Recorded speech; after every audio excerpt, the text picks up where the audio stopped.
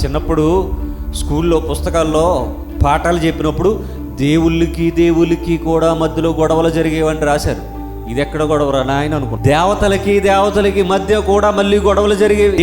దేవుళ్ళు కూడా యుద్ధాలు చేసుకునేవారు. పిల్లలకు నేర్పించే పాఠాల్లో వాడు బ్రతుకులో ఏదన్నా గొప్పవాడు అవడానికి ఏమన్నా నేర్పించాలి కానీ ఆ దేవుడు ఈ దేవుడు కొట్టుకున్నాడు, ఆ దేవుడు ఈ దేవుడు అలా చేశారు ఇలా చేశారు ఈ దేవుళ్ళు గొడవ పాఠ్యపుస్తకాలు ఎందుకంటే అసలు అక్కర్లేదు కదా. లోకంలో చెప్పేటటువంటి చదువుల్లో ఒక వ్యక్తి ఒక వృత్తిని ఎలా నేర్చుకోవాలి, తల్లిదండ్రుల మీద ఆధారపడకుండా తను ఎలాగ బ్రతకాలి, డబ్బులు ఎలా సంపాదించుకోవాలి, బిజినెస్ ఎలా చేయాలి, ఉద్యోగాన్ని ఎలా సంపాదించుకోవాలి, ఇలాంటి పాఠాలు పెట్టాలి. ఆ దేవుడు అలా చేశాడు, ఈ దేవుడు చీరలు ఎత్తిపోయాడు, ఇంకొకడు వచ్చి ఇంకోటి ఎత్తిపోయాడు, ఈ పాఠాలు పిల్లలకు చూసారు ఎలా ఉందో సమాజం. అయితే ఈ యొక్క వాక్యాన్ని మనం ఆలోచిస్తూ ఉంటే అంటే ఒక మూగవానికి మాట ఇచ్చాడంటే ఆ మూగవాన్ని కలుగజేసిన దేవుడు అయితేనే మూగవానికి మాట ఇవ్వడానికి అవకాశం ఉంటుంది.